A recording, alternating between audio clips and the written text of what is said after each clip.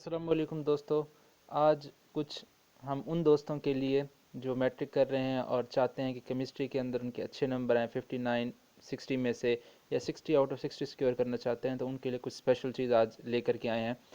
यहाँ पर मेरे पास एक पेपर है, ये मेरा अपना ही सॉल्व किया हुआ है। बेसिकली मेरे छोटे भाई का क्वेश्चन पेपर था, उसके अभी लॉकडाउन के दौरान टैली टेस्ट होते रहे, तो एमसीक्यूज़ स्कूल वाले जो थे वो फ़ोन पर ही कॉल करके सुन लेते थे, और जो सब्जेक्टिव पेपर होता था उन्हें कहा जाता था कि आप लोग घर से सॉल्व करके आएँ, ज़बानी बैठ के आपने सॉल्व करना है। लेकिन खैर उसका केमिस्ट्री पेपर एक मैंने सॉल्व किया और चेक करवाने के लिए मैंने स्कूल ही भेज दिया।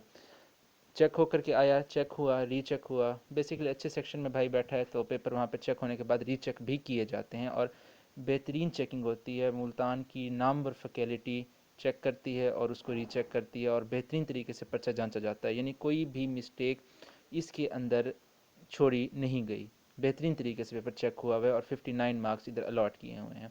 सब्जेक्टिव पेपर मैंने लिखा था, सब्जेक्टिव पेपर के अंदर 48 आउट ऑफ 48 ही हैं। वो मेरा भाई एक एमसीक्यूज़ गलत कर बैठा जिसकी वजह से इधर 59 लगे हुए हैं। यानी एक 60 नंबर का पेपर, आपको 60 नंबर कैसे गेन करने हैं, आपको 48 नंबर वो सब्जेक्टिव वाले कैसे छीनने हैं, उसकी बेहतरीन तरीका, उसकी बेहतरीन टिप्स आपको इस वीडियो में मिल जाएंगी। ठीक है, तो चलें जी स्टार्ट करते हैं। यहाँ पर बोर्ड पैटर्न के अकॉर्डिंग पेपर बिल्कुल मौजूद है।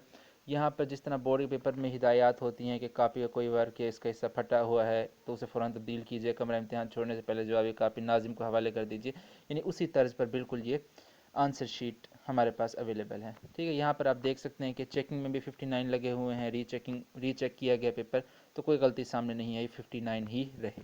ठीक है, और यहाँ पर जिन्होंने चेक किया उन्होंने अपने सिग्नेचर्स भी कर दिए और उनके कमेंट्स भी लिखे हुए हैं। चलिए जी मैं आपको पेपर का ज़रा दीदार करवा दूँ। देखिए, ये सबसे पहले क्वेश्चंस तीन तरह के आते हैं हमेशा पेपर के अंदर। एक वो जो वाई से स्टार्ट होते हैं, एक वट वाले, एक हाउ वाले। ठीक है, यहाँ पर प्रूव वाला है, यानी एक सिंपली है, हाउ वाला पूछा होगा कि how water is an amphoteric species, water amphoteric species कैसे, हमें इस बात को प्रूव करना है। ठीक है, तो ये देखिए इसे प्रूव किया गया है। बेसिकली टेंथ की जो केमिस्ट्री है ना, वो इस लिहाज से भी आपको एक एजिंग है, आपको एज मिल जाता है एक के, वहाँ पर इक्वेशंस बहुत हैं। आप इक्वेशंस लिख करके आपकी जो थ्योरी की खामी है, वैसे तो मैंने इधर थ्योरी में भी कोई खामी नहीं छोड़ी, लेकिन आपकी थ्योरी की जो खामी है वो आपकी इक्वेशंस से छुप सकती है। मेन पढ़ने वाला क्या करेगा, वो सिर्फ इन्हीं इक्वेशंस को देखेगा। यहाँ पर जो चेकर्स ने चेक किया है वहाँ पर तो एक एक लफ्ज़ को इन्होंने पढ़ा है। मेन आपकी इन इक्वेशंस, ये दो इक्वेशंस हैं, इससे साफ साफ प्रूफ हो रहा है कि वाटर एम्फोटेरिक स्पीशी एसिड के तौर पर भी एक्ट कर रही है, बेस के तौर पर भी एक्ट कर रही है। तो इन इक्वेशंस को देख करके वो अंदाज़ा लगा लेगा कि बच्चे ने थ्योरी में भी आंसर ठीक लिखा होगा। ठीक है, तो ये आप देख लीजिए, इक्वेशन आपकी प्रोमिनेंट हो, मार्कर से लिखी हुई हो बेहतरीन तरीके के साथ, और थ्योरी अगर आपको अच्छे से बेहतरीन तरीके से वेल डन थ्योरी आती है आपको, तो वो भी बहुत अच्छी बात है, वो आपके लिए बहुत अच्छा एज होगा कि यानी अगर आपका पेपर रीचेकिंग के लिए चला जाता है, रिव्यू के लिए चला जाता है, तो वहाँ पर आपके नंबर नहीं कटेंगे। अच्छा जी, अगला क्वेश्चन देखिए, give the properties of Lewis bases. देखिए दो पॉइंट्स बना करके दो प्रॉपर्टीज़ लिखी हैं 2 नंबर के लिए, और उसने 2 नंबर खुशी खुशी अलॉट कर दिए। जो स्ट्रक्चर्स वगैरह मैंने बनाने थे वो मार्कर से बनाए हैं। ठीक है, कोई एग्जाम्पल वगैरह देनी थी तो वो भी मैंने यहाँ पर देखिए साइनाइड और क्लोराइड, ये भी मैंने मार्कर से हाईलाइट करके प्रोमिनेंट लिख दिए, ताकि उसको प्रॉब्लम ना हो, वो जैसे ही देखे वो चुपचाप 2 नंबर दे करके आगे बढ़ जाए। यहाँ पर देखिए, give the reactions of ammonium salts with basis, यहाँ पर भी मैंने मार्कर का बेहतरीन इस्तेमाल किया है। थ्योरी नो डाउट बुक वाली नहीं लिखी मैंने अपनी वर्डिंग में ही थ्योरी लिखी है कि bases react with ammonium salt to liberate ammonia gas along with the formation of water and metallic salts, मैंने अपनी वर्डिंग में ही लिख दिया है, बुक की वर्डिंग नहीं है। तो यहाँ पर देखिए मैंने जनरल इक्वेशन बना के रखी, 3 एग्जाम्पल लिखे। उसने, मुझे पक्का यकीन है कि उसने थ्योरी पर इतना नहीं दिया होगा ध्यान, इक्वेशंस पर जोर देकर उसने 2 नंबर दे दिए होंगे। यहाँ पर देखिए how insoluble salts are prepared, यहाँ पर भी मैंने थ्योरी अपनी वर्डिंग में ही लिखी है, जो कुछ इक्वेशन में बयान किया है उसको मैंने इंग्लिश में बना करके सो एंड शो करके लिख दिया है। यहाँ पर मेन फोकस इक्वेशंस पर रहा है मेरा। देखिए इक्वेशंस को देख करके यकीन है मुझे, उसने पहले तो इक्वेशन को देख करके उसे अंदाज़ा हो गया होगा कि आंसर बिल्कुल ठीक लिखा होगा, फिर भी जब उसने पढ़ा होगा, थ्योरी को जब पढ़ा होगा, तब कंप्लीटली वो सेटिस्फाई हो गया होगा कि हाँ बच्चा ठीक लिख रहा है। देखिए आगे डिफरेंस वाले सवाल भी आते होते हैं पेपर में, difference between aliphatic and alicyclic hydrocarbon. जब आप डेफिनेशन दे दोगे तो आपका एक डिफरेंस तो ऑटोमेटिकली खड़ा हो जाएगा। ठीक है, आपको ज़्यादा से ज़्यादा मिनिमम तो आपको जो है 2 डिफरेंस आपको देने चाहिए, ये तकाजा है सवाल का, डेफिनेशन और एग्जाम्पल, ये आपके 2 डिफरेंसेस हैं। ठीक है, ये आपको लाजमी देने हैं। उसके अलावा अगर और भी बने डिफरेंसेस देखिए, जैसे मैंने इधर बना रखे हैं, एलिफेटिक हाइड्रोकार्बन के लिए मैंने लिखा है कि all open chain organic compounds are aliphatic, उधर alicyclic non benzenoid compounds are called alicyclic. यहाँ पे फिर मैंने लिखा है कि दे में बी स्ट्रेट और ब्रांच चेन, इस तरफ से फिर मैंने लिख दिया they are always in the form of closed chain hydrocarbon. तो ये डिफरेंस भी इस तरीके से तैयार किए जा सकते हैं। और फिर आगे मैंने एंड में एग्जांपल्स दे दिए हैं। एग्जांपल वैसे इतनी देने की ज़रूरत नहीं थी, एक आधा देता तो भी काम चल जाता। तो वैसे मैंने अपनी मस्ती में बैठा हुआ था तो मैंने 6-7 लिख दी एग्जांपल्स। यहाँ पर देखिए कि structural formula of n butane and isobutane.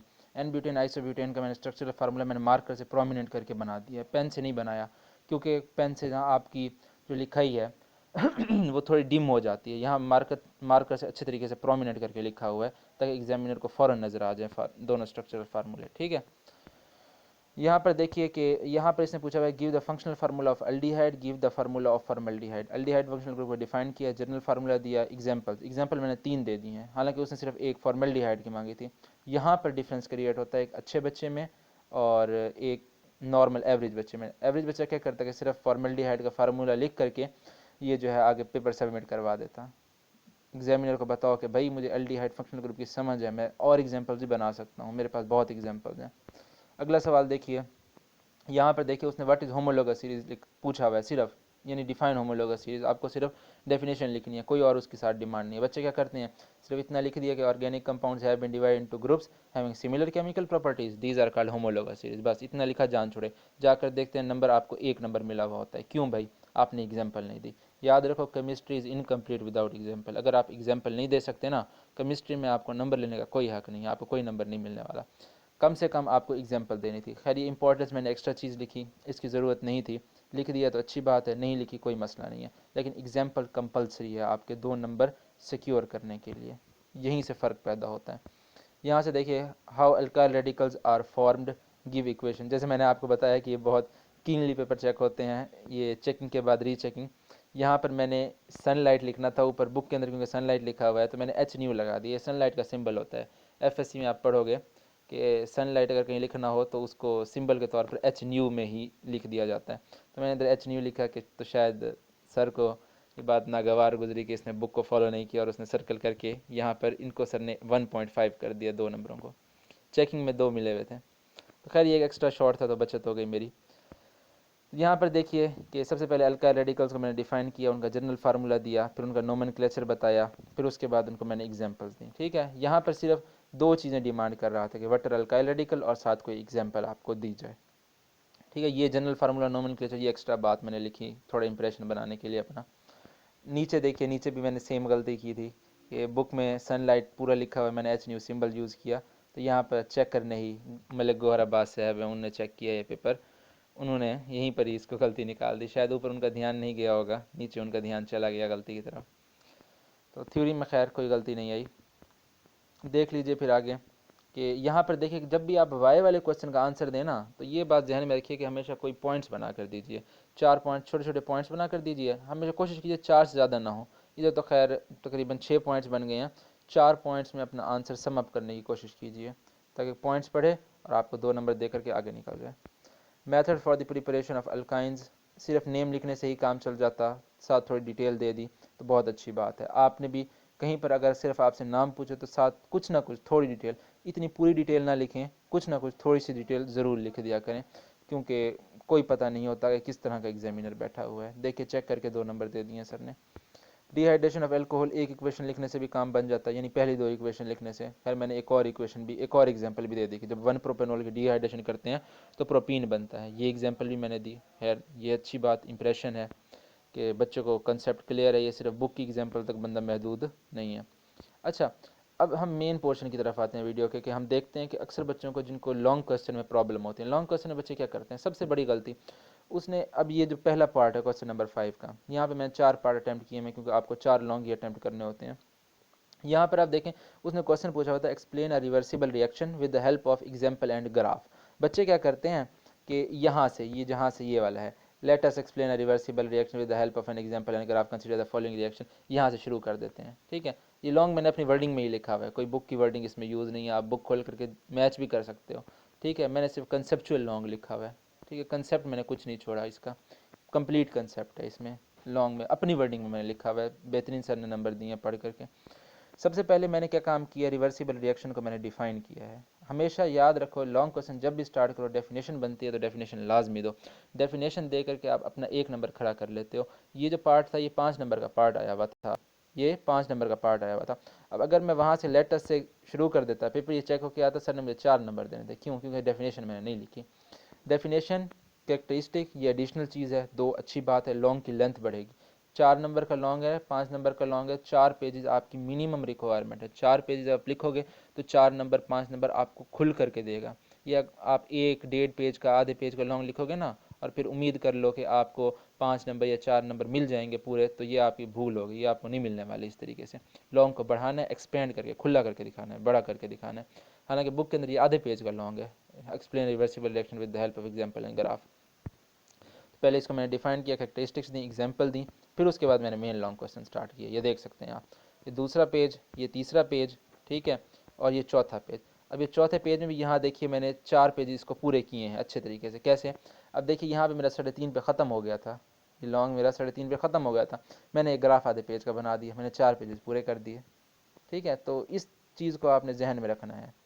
Long खुला करके लिखें, बड़ा करके। ये डायग्राम मेन चीज़ है, इस डायग्राम का 1 नंबर है पूरा। ये आधे पेज से मैंने ऐसे नहीं बना दी, इस डायग्राम का 1 नंबर है। 1 नंबर उसने ग्राफ का रखा हुआ है। आप आधा पेज यूज़ करते हैं तो इसमें कोई मुजाहिका नहीं है, बहुत अच्छी बात है। लॉन्ग बड़ा भी लगेगा, उसे पता लगेगा बच्चे ने ग्राफ बनाया है, वो एक ग्राफ इग्नोर नहीं कर सकेगा किसी तरीके से। अच्छा, अगला क्वेश्चन देखिए। बाज़ समटाइम्स ऐसे होता है कि बहुत छोटा टॉपिक जो है लॉन्ग क्वेश्चन में उठा करके दे दिया, जैसे यूज ऑफ एसिड है, आधे पेज का, आधे से भी थोड़ा है बुक के अंदर ये लॉन्ग क्वेश्चन, लेकिन मैंने इसको बढ़ा चढ़ा के, मैंने इसको, आप देख सकते हो 2.5 पेज तक मैं इसको ले करके गया हूँ। 2.5 पेज तक। बच्चे क्या करते हैं, अक्सर मैंने पेपर देखे हैं बच्चों के, कि आधे पेज पर यूज ऑफ एसिड लिखते हैं, हालांकि बहुत इंपॉर्टेंट लॉन्ग क्वेश्चन है, आधे पेज पर लिख देते हैं। जा करके नंबर देखते हैं, रीचेकिंग करवाई जब, रीकाउंटिंग रीचेकिंग तो होती नहीं है ना, तो रीकाउंटिंग जब करवाई जा करके देखा कि 2 नंबर 3 नंबर लगे पड़े हैं 4 में से। तो भाई कुछ ज़रा खुला करके, बड़ा करके लिखोगे। अंदर अब देखो भाई, अमोनियम सल्फेट का फार्मूला किसे नहीं आता? हर किसी को आता है ना, NH4 2 SO4, सबको पता है कि अमोनियम सल्फेट का यही फार्मूला होता है। ये फर्स्ट 9th क्लास से बच्चे पढ़ते आ रहे होते हैं, अमोनियम सल्फेट का फार्मूला। कैल्शियम सुपरफेट फास्फेट का फार्मूला टीचर्स बच्चों को लिखवा देते होते हैं, ठीक है। कोई भी पढ़ाने वाला इतना गया गुजरा नहीं होता कि उसे कैल्शियम सुपर फास्फेट का फार्मूला ना आए। CaH2PO4 dot hole twice dot H2O, सबको पता होता है, टीचर्स लिखवाते होते हैं। ये बच्चों की अपनी कमज़ोरी होती है कि बच्चे पेपर के अंदर इसको रिप्रोड्यूस नहीं करते हैं।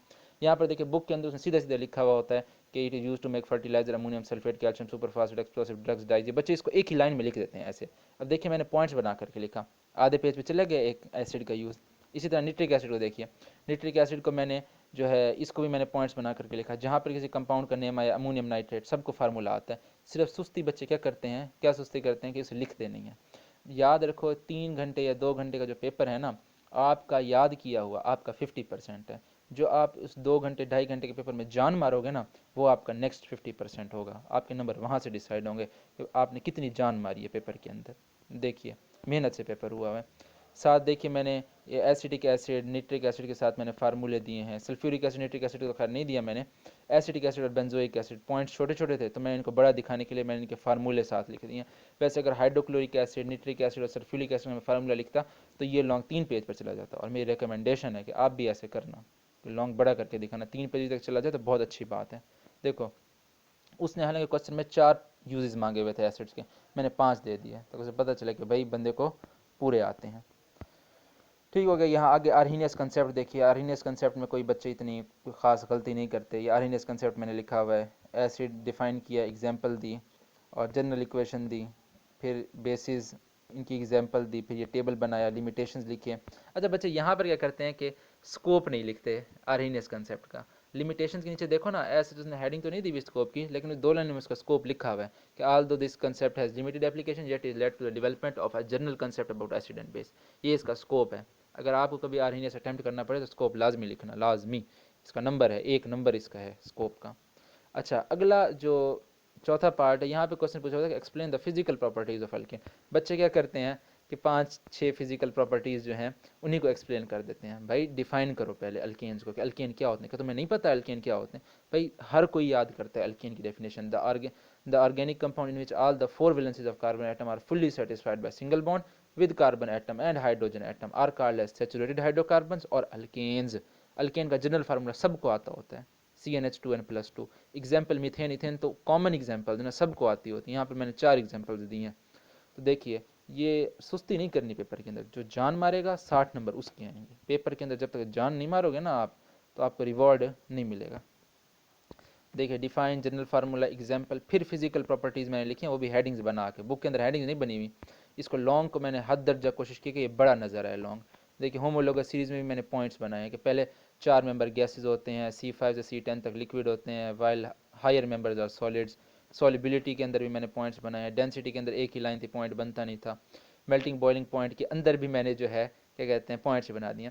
सर ने सिर्फ यहाँ तक 4 पॉइंट्स ही पढ़े हैं। सर ने यहाँ पर मुझे देख सकते हैं आप, सर ने 4 नंबर मुझे अलॉट कर। आगे जो है ये अगली 2 हेडिंग्स पर सर ने बस फॉर्मेलिटी के लिए टिक मारा है।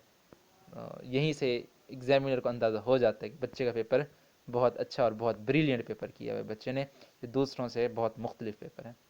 तो उम्मीद है कि ये आपको वीडियो काफ़ी हेल्पफुल साबित हुई होगी। ठीक है, अभी फिर मिलते हैं, अगली किसी वीडियो में आपके साथ मुलाकात होती है।